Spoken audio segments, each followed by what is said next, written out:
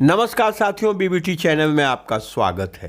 प्रगतिशील समाजवादी पार्टी के अध्यक्ष शिवपाल यादव, एआईएमआईएम के अध्यक्ष असदुद्दीन ओवैसी, आज़ाद समाज पार्टी के अध्यक्ष चंद्रशेखर आज़ाद, इन सब का बातचीत भागीदारी संकल्प मोर्चे के अध्यक्ष माननीय ओम प्रकाश राजभर से लगभग तय है।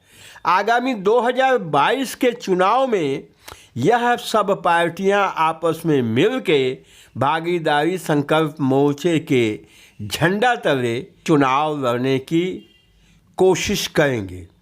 जैसी खबर आ रही है कि यदि कोई विशेष बाधा नहीं आई तो आगामी 7 अक्टूबर को लखनऊ में एक बैठक आयोजित है, जिसमें सभी दलों के प्रमुख नेता भाग लेंगे और उस प्रस्तावित बैठक में तय किया जाएगा आगे की रूपरेखा और औपचारिक रूप से घोषणा करने की तिथि भी तय हो जाएगी।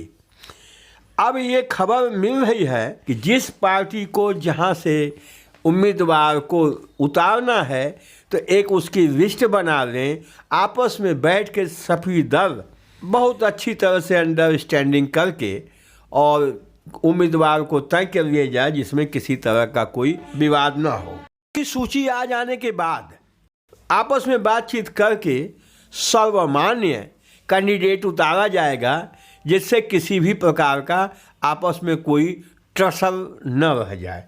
तो आगे यह है साथियों कि अगर भागीदारी संकल्प मोर्चे में ये तीनों प्रमुख दल शामिल हो जाते हैं तो इस फार्मूले पे सफलता मिलती है तो आगामी 27 अक्टूबर को मऊ में एक विशाल जनसभा का आयोजन किया गया है और ऐसी संभावना व्यक्त की गई है कि सभी नेता वहां इकट्ठा होंगे और वहां से आपसी एकता जो बनेगी उसको दिखाया जाएगा और उसके बाद उत्तर प्रदेश के चुनाव में 2022 में जो चुनाव होना है उसका इलेक्शन कैंपेन वहां से चालू हो जाएगा।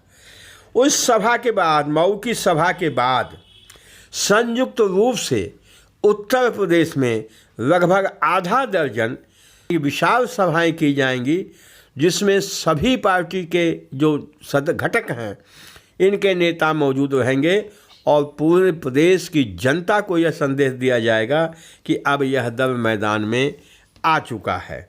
इसके साथ साथ साथियों एक बात और कहना चाहते हैं कि सबसे ज़्यादा अगर इसमें परेशान होगी तो बहुजन समाज पार्टी और समाजवादी पार्टी।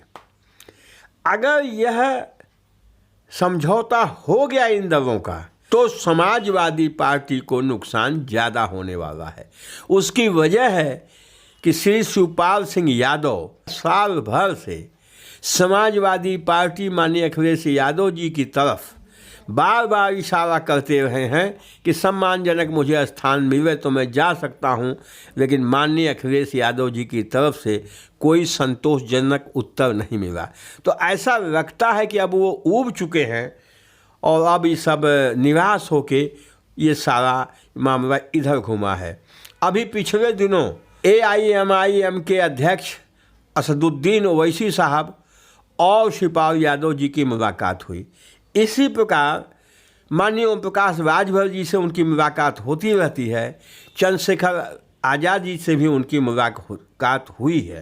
तो ये सब देख के लगता है कि ये जो भागीदारी संकल्प मोर्चा है इसकी ताकत बहुत बढ़ती चली जा रही है। अब एक चीज़ और इसमें हम बता दें कि यदि यह प्रयोग सफल रहा तो यह कुनबा माननीय ओम प्रकाश जी राजभर जी के नेतृत्व में उत्तर प्रदेश का प्रमुख विपक्षी दल बन जाएगा। इसमें समाजवादी पार्टी और बहुजन समाज पार्टी और कांग्रेस इनको सोचने पे मजबूर होना पड़ेगा। समाजवादी पार्टी को इसमें नुकसान होगा इस मोर्चे के ताकतवर होने से। जहाँ ये समझौता हुआ तो उनकी मजबूरी हो जाएगी कि इस मोर्चे से वो बात करें। इसी तरह से बहुजन समाज पार्टी अभी किसी को भाव नहीं दे रही है, तो अगर ये समझौता हो जाता है तो चंद्रशेखर आज़ाद की वजह से उनको भी कुछ सोचने पे मजबूर होना पड़ेगा। और कांग्रेस तो मजबूर है ही है, ये आप सब जानते हैं, ये किसी से छिपा नहीं है। तो मोर्चा लिबरल है और मोर्चा यह कह रहा है कि हम भारतीय जनता पार्टी को हराना चाहते हैं। भारतीय जनता पार्टी को हराने के लिए समाजवादी पार्टी या बहुजन समाज पार्टी या कांग्रेस जो भी मोर्चे की तरफ सच्चे हृदय से हाथ बढ़ाएगा, हम उसके साथ चले जाएंगे, क्योंकि हम भारतीय जनता पार्टी को हराना चाहते हैं और विपक्ष के जो वोट हैं उसका ध्रुवीकरण चाहते हैं। और बीजेपी को हराने के लिए हम लोग एक कृत संकल्प लोगों की हमने टीम बनाई है, वो टीम सभी के साथ जाने को तैयार है जो बीजेपी को हराना चाहते हैं। ऐसा लगता है कि आगामी 7 अक्टूबर को लखनऊ की मीटिंग में जो सीटों की बात है वो भी हो जाएगी, एक खाका इनका खिंच जाएगा। और जब भागीदारी संकल्प मोर्चे का खाका खिंच जाएगा तो किसी भी दल से बात करने में, चाहे वो समाजवादी पार्टी हो, चाहे बहुजन समाज पार्टी हो, चाहे कांग्रेस हो, आसानी होगी।